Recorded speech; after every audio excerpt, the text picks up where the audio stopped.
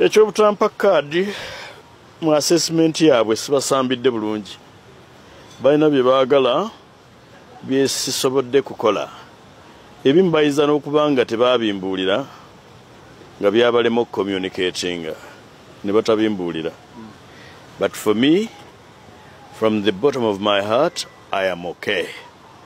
I am okay. Tell the world that I'm okay. Era saagala muntu ansaasire. Bwe kibanga ekyakoleddwa si kituufu basaasire eggwanga. Ekibiina kyange nkyagala nnyo, naye kaadi yaakyo ekiba kigitutte ne kigiwa omulala kigigabe. Waliwo abadde bampa amagezi nti julira ne ŋŋamba nedda. Sijja kujulira.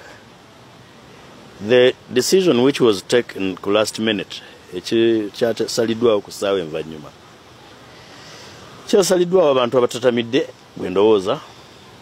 So bagambe ndi okay. Ebibufuzi bya gundi alagidde. Gundi takola nsobi ono taddibwamu, ono talina kwebuuza, bibyo bya bulabe.